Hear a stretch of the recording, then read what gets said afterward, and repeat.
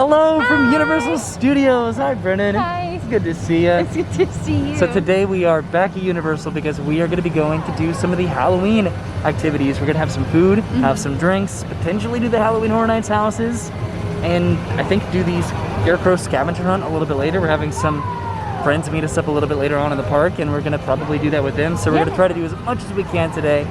I'm excited. I'm very hungry. So let's go inside. We tried to time it just right so that we could hopefully go over to the Skeleton bar to grab some drinks, so maybe around the time that the food trucks are going to open, get some food over there. Let's do it. Okay. All right, so we're inside Universal. I think we're heading directly over to the Skeleton bar because that just opened. I'm not totally sure about the hours of the food trucks. I think those hours vary, but I know for a fact that the Skeleton bar opens at 11 o'clock and it is 11 o'clock pretty much on the dot. Okay, so we made it over to Cafe La Bamba, which is where the Skeleton bar is, and I'm pretty sure that it's open. I don't think they're serving food because we're here on a weekday. But I think they do have some drinks, so we're gonna go in and maybe try a drink or two. All right, so we are heading into the walkthrough area. They are not serving food, but there is a bar in here. This is super cool. We're probably gonna grab a couple drinks here, I think, and then I guess head over to the food trucks over by the Horror Nights houses. It's pretty dark in here. Brennan did grab a couple drinks for us. There are 3 drinks that are available here right now. The third one is not currently available, so we just got the 2 that are. That was a very quick walkthrough, but it's a pretty small area back here, and this is where they would serve the food if it was a weekend. So here are our drinks, and we'll go find a place to go ahead and drink these and then tell you what's in them, right? Yeah. All right, so like I said, we got the 2 available drinks. There was a third one that he said may be available a little bit later on today, so we might pop back in there a little bit later on. It's supposed to be like a pineapple rum runner. It was a favorite, which is why it's not there. That makes sense. So you got the Mango Inferno, which is El Jimador Blanco tequila, mango juice, yellow curry powder, lime juice, jalapeno, and agave nectar and salt. Yeah, so it's a spicy mango margarita. That sounds pretty intense. There's literally a jalapeno right there on top. And then I got this, which is the Vampire's Curse, which is Captain Morgan Spice Rum, Fruit Punch, and Sour Mix. That is much more my speed. So what's super interesting is that I don't normally enjoy tequila, and Brennan loves margaritas, but we actually prefer each other's drink.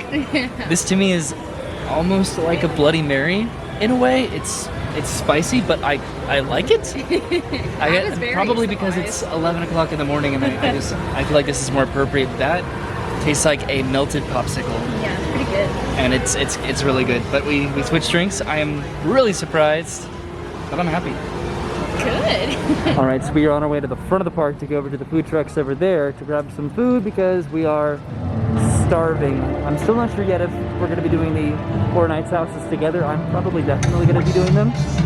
But Brennan is still a little bit on the fence, which is okay. So Brennan, how are you feeling about the Horror Nights houses? I don't know. I always want to be able to get over like my fear of like the jump scares and stuff. But then like when I think about actually doing it, I'm just like, I don't want to. What's definitely nice is just the minimal wait time for both Halloween Horror Nights houses, so it's not a big commitment or an undertaking to decide to get in line for it. You don't have to, at least if you don't want to do it, you don't have to just stand in line for an hour and a half just contemplating your decisions and worrying about them. You just kind of get in line and do it, and then it's over and it's done. But for some people, Halloween Horror Nights houses just isn't their thing. So Brendan, if you're not feeling it, it is okay.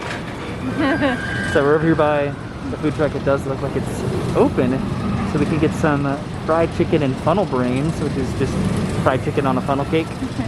Or we could get some street corn, which is like corn on the cob. You can check out the other food trucks too. I think they just have Twisted Taters over there.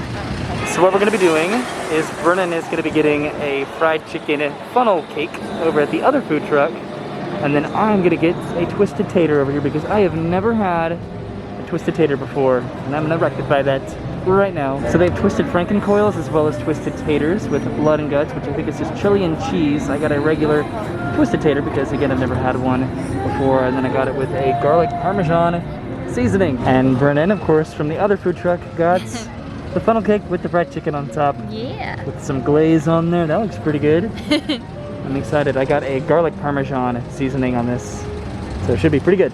Powdered sugar all over my pants. Oh no, the funnel cake attacks. No. So I finished my twisted tater. Brenna finished her chicken and funnel cake, and to be honest, I was not really that impressed by the twisted tater, which is very surprising for me. There's a lot of hype about twisted taters.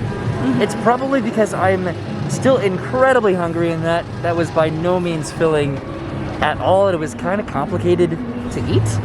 I don't know, it still tasted good, so the taste is totally fine. I guess just the hype itself is a little bit disappointing to me because it's kind of underwhelming. I think a lot of the foods around Horror Nights are centered around being drunk food as well, where it's like, these are all foods that taste incredible when you're drunk.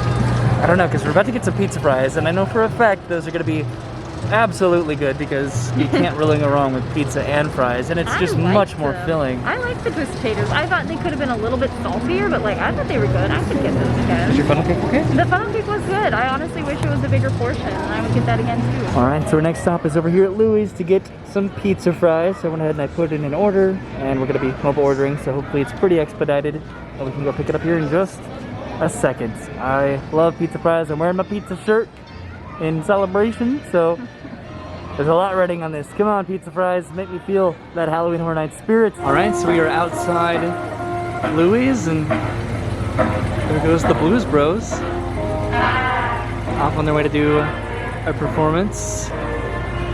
So we got one pizza fry to share. Should I have done that? Yeah, should that's I have fine. gotten us each one of them? You're fine. All right, you got your pizza fries. I did. Look at them. It's been so long. We made these last year, I think, without the sausages. But yeah. We got really, really close. Okay, I'm just gonna delve into them and enjoy them. I feel like I was a little overcritical of the twisted tater. It wasn't bad, it was just a little underwhelming, like I said. But I'm sure this is gonna be overwhelmingly delightful, because this to me is Halloween Horror Nights. As you channel your inner Chris Traeger there.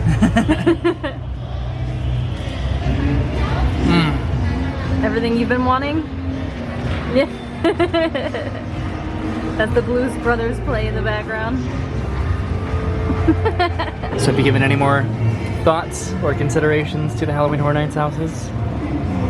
You have to make a decision at some point if you want to do them or not. No. Because I think our friends are going to be getting here within an hour and a half, or about an hour I think, probably now, to do the Scarecrow Scavenger hunt. Max and Naomi, we went with them to Old Town a few weeks ago. All right, so I think it is just gonna be me going through the houses. I think it's Halloween Horror Nights, and it's something that you really need to be in a very specific mindset to enjoy. I hyped myself up too much. Which is fine, because even for me, honestly, the most comfortable way to experience these houses is at night, when you have a beer and it's just that music and that fog, and it's just more of an immersive event than just casually walking through in the middle of the afternoon. So I'll meet up with you in just like a few minutes because there's no wait time at all for these houses. Okay. All right, let's see what kind of a wait time I'm looking at for Revenge of the Tooth Fairy. Again, it should not be that long at all, and it is not. 5 minutes. There goes Rip Ride Rockets. Currently backstage right now, or back of house. It does not look like a very long wait at all. This is probably going to be... Well, actually, no. Look, I can see people kind of standing right over there. So there might be a little bit of a wait after all. This will obviously not be a significant wait time whatsoever, but it's still going to be a little bit more than it was the other day. But probably like 5 minutes or so at most. It's very interesting for me to think about what other dormant Halloween Horror Nights houses are in the sound stages and various outdoor tents around Universal, and whether or not they're going to be staying until next year or what. Okay, I'm about to head inside, so I'm putting the camera away. Wow, that was probably the best run through that I've had of Revenge of the Tooth Fairy. That was really good. There were a lot more scare actors, at least that time, as opposed to last time. It got me really good. Going alone is just so scary, but really fun. All right, so next up is going to be The Bride of Frankenstein Lives, a Universal Monsters house, which is a 5-minute wait. Going to be able to do both of these houses within about 10 minutes, which is really, really great compared to an actual Halloween Horror Nights night. This is gonna be good. I feel like I've mentioned this before, but the exit for both houses is right here, this area. This is where Tooth Fairy exits out, and then this is where the Bride of Frankenstein exits out. Alright, about to go inside the Bride of Frankenstein lives, and I will tell you how this is in just a second. Okay, so that got me really, really good. I think that's the most scared that I've been the entire season so far. Probably because I went alone, and then there was just a lot of space in between myself and the party in front of me, so I was like really, really alone. That's never happened before, and I got every single scare, and it got me really good. All right, so I caught back up with Brennan. Hi, Brennan. Hi. It looks like there's some weather that's potentially rolling in, but we just got a text from our friends Max and Naomi. I think that they're in the studio store, so we can go meet up with them, which is probably a good place to meet up with them because I think that's where we can start the scavenger hunts, assuming that it doesn't rain on us. All right, so this is the Scarecrow Stalk. There are 13 scarecrows and skeletons all around Universal Studios Florida. We got a map here. And Brennan's gonna go ahead and open it up. And Oh look, we already found one. I know, right? We already got the stamp for that first one. We're standing directly underneath the black light, so that's cool. Spooky map. And then here's the map. All the locations Look how around cool they Universal. made it. The Hogwarts Express. That is cool. The map in general is pretty neat, but here's the very first skeleton scarecrow. This is very spooky. Kind of intimidating too. So this is just all the places that we can get the stamps, and then this is the candy we can win. Yay! Okay, so I can start feeling some droplets of rain, which is not good, but we did meet up with Max and Naomi. They're right over there. Our next stop is going to be, I think, Silver Screen Collectibles, which is this building right here. And here's the Scarecrow for Silver Screen Collectibles. Well, that's pretty interesting, isn't it? I think she's just pretty. We got our stamp. Onward to the next one. It is definitely starting to rain now, but that's not going to put a damper on our spirits. We're heading over to 5 and Dime to get our next little stamp. And here's the Scarecrow inside the Jason Bourne gift store. A lot of these are just very intricately decorated and designed. I love it. And I got that stamp right there. Next up is the SpongeBob store pants. Right over here for our next Scarecrow. And then I guess we'll kind of keep going back in that direction over by Simpsons. And here's the Scarecrow for SpongeBob store pants. So it looks like this is Patchy the Pirate, from what we can tell. And his parrot down here, tied to a ball and chain there. So that's kind of a little bit morbid. So that's fun to see. There's also SpongeBob's house right over here that you can go inside, hang out with Gary. This is pretty cool. Where's the dance party music? Oh, there it is. Alright, so we made it through the Simpsons area, through Springfield, and we are heading over to the MIB Gear Shop to find our next Scarecrow / Skeleton. And there it is, the Scarecrow for Men in Black Alien Attack. It's an alien! How spooky, wearing an astronaut uniform, it looks like, for the most part. So we got that stamp here. We are getting pretty close. A little bit over a third done. Okay, so next up is the Custom Gear Shop, which is the gift store for Fast and Furious. If I could open up my map here, we've made it pretty much around the lagoon. And once we get this one, we'll be almost halfway done. And here it is, the Scarecrow for Fast and Furious Supercharged. Got a leather jacket there with a mohawk.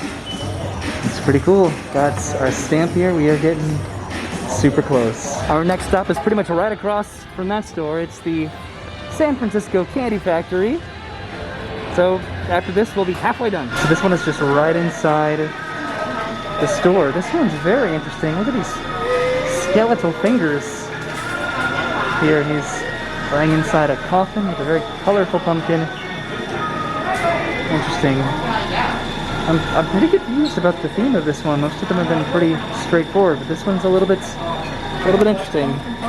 Like I said, we are now officially halfway done with the Scarecrow Stalk. We're back over by Louie's, which is where we had our pizza fries, and now we're heading into Rosie's Irish shop for our next stamp. I don't think I've ever been in this store before. This one is very unique and incredibly thematic. Look at all that gold down there. Of course, he's I'm presuming a leprechaun. Ooh, that's creepy, but I love it. Yeah, I have definitely never been inside this store before, so this is the first for me. We got our stamp. Next up is Sahara Traders. This is the gift store where you exit out of after writing Revenge of the Mummy. So I'm very familiar with this store. And here it is, the Scarecrow for Revenge of the Mummy. This one has 2 heads. There's a scarab, and there's some hieroglyphics, some gold. Looks like there's gold fused with the bones of the skeleton. Of course, you have this right here, the ghostly swoosh, a reference to the very end of Revenge of the Mummy. This one's pretty cool. And you got that stamp right here.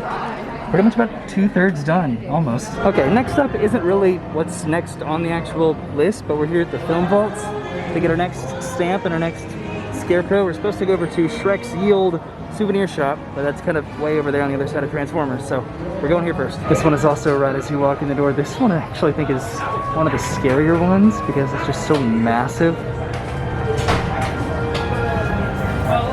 I don't know, I'm a fan, but I'm also not a fan, you know what I mean? But at least I got my sticker, and we just have a few more to go. All right, next up is over here in the Transformers gift store at the supply vaults for our next Scarecrow. And here's the Scarecrow for the supply vaults.